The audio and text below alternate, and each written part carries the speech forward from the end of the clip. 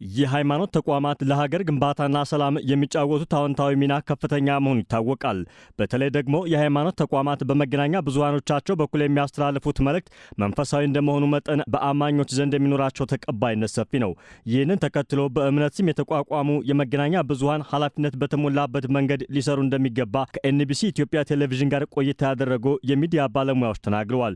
የኢትዮጵያ መገናኛ ብዙሃን ባለስልጣን የሃይማኖት ተቋማት መገናኛ ብዙሃን ለሰላምና አብሮ በሚል መሪ ቃል ባዘጋጀው የውይይት መድረክ ላይ የተሳተፉት ባለሙያዎቹ በሃይማኖት ተቋማት ስር ፍቃድ አግኝተው የሚሰሩ ተቋማት የሚያስተላልፉት ሐሳብ ተቋማዊ ካልሆነ ሀገራዊ እሴት ለመገንባት አዳጋች እንደሚሆን ተናግረዋል።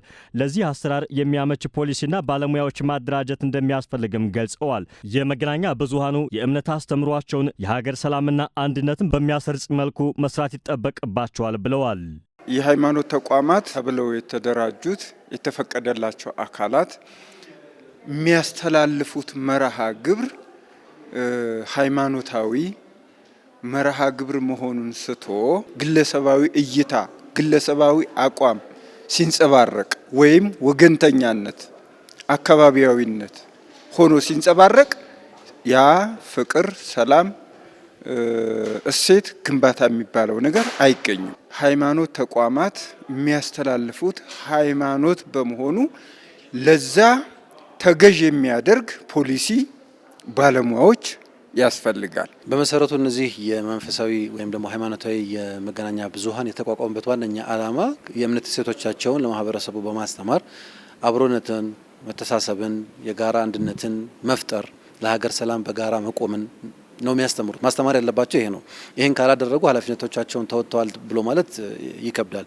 ስለዚህ የተቋቋሙለት ዋነኛ ዓላማ ይህ ነውና ይህንን መተግበር ይጠበቅባቸዋል። ይህንን የሚያስተጓጉሉ ይህንን የሚያበላሹ ስሜቶች ካሉና ማህበረሰብን የሚረብሹ የሚበክሉ አስተምሮዎች ካሉ ደግሞ የህግ አካላትም ትኩረት እንዲሰጡት እርስ በርስም ደግሞ በመመካከር ይሄ ነገር ልክ አይደለም፣ የሌላውን ሰው ኢሪቴት ያደርጋል፣ ችግር ይፈጥራል ብለን መመካከርና መነጋገር ያስፈልጋል።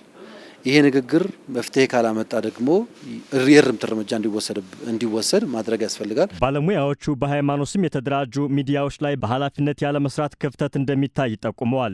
የመገናኛ ብዙሃን ባለስልጣን ተቋማት የሚታዩባቸውን ክፍተቶች እንዲያሟሉ እገዛ እያደረገ እንደሚገኝም አብራርተዋል። የሃይማኖት ተቋማት ሚዲያዎች ፈቃድ በሚሰጥበት ጊዜ በህግ ያልተቋቋመውን ተቋም ወደ ህጋዊነት ነው ያመጣው። በጋራ ውይይት ነው ነገሮች ሲሰሩ የነበረውና ከዛ በኋላ እንግዲህ የተለያዩ ማሻሻያዎች ተደርገዋል። ነገር ግን እስካሁን ባለው ትንሽ ክፍተት ታይቷል። ምክንያቱም በተሰጠን አግባብ አይደለም። አሁን አብዛኛው የሃይማኖት ተቋማት ሚዲያዎች እየተንቀሳቀሱ ያሉት እንደመሰላቸው ነው። ሀይ የሚልም የለም። እንደ ዛሬው ለምዝርዝር ጥናት ተደርጎ ይሄ ልክ አይደለም፣ ይሄ ልክ ነው ተብሎ አይደለም። በተለያዩ አጋጣሚዎች ተቋሙ እያደረገ ነው። የሚዲያ አውቶሪቲ የተቋማትን ጠርቶ እንደዚህ አይነት ክፍተቶች አይተንባቸዋል፣ አስተካክሉ የሚል የእርማት ሀሳቦችን ይሰጣል። ይሄ ይበል የሚያሰኝ ነው። ነገር ግን የሃይማኖት መገናኛ ብዙሃን ልክ እንደ የቤተ እምነቶቹ ሪፕሬዘንታቲቭ ሆኖ ነው ሚዲያ ላይ የሚመጡት። መስጂዶች፣ ቤተክርስቲያኖች፣ ሌሎች የእምነት መገለጫዎች የሆኑትን እዛ የሚደረገው ነገር የነሱ ሪፍሌክሽን ናቸው ሚዲያ ላይ ሲመጡ። ስለዚህ ይህንን ክብርና ሞገስ በጠበቀ መልኩ ሚዲያውን በዛ መሰረት መቀጠል መቻል ይኖርበታል ብለን እናስባለን። መንግስትም ማሰብ ያለበት አንድ አማኝ ከቤተ እምነቱ ተነጥሎ መኖር እንደማይችል ታሳቢ አድርጎ ቤተ እምነት ላይ ደግሞ ብቸኛ የሚወራው ነገር በሙሉ ሁሌም መለኮታዊ ነገር ብቻም አይደለም፣ ማህበራዊ ጉዳዮች የሚነሳሉና እነዚህ ማህበራዊ ጉዳዮችን በምን አይነት ፍሬም ማቅረብ እንዳለብን ተከታታይ የሆኑ የግንዛቤ ማስጨበጫ ስልጠናዎችንና ኦሪንቴሽኖችን በመስጠት ሁላችንም እኩል ሜዳ ላይ መቆማችንን ማስመስከር ያስፈልጋል።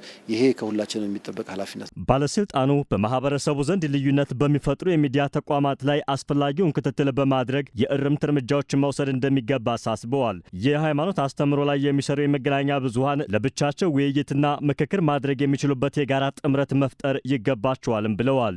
የፈቀደው አካል ከሚመለከታቸው አቅጣጫና አስተምህሮ ሲወጡ የመምከር፣ የማስተማር፣ የመቆንጠጥ ያስፈልጋል። ከዛ ክትትል የሚያደርግ ሲጠፋ ነው ማህበረሰባዊ ቀውስ እየተፈጠረ ሊፈጠርም እየቻለ ያለው።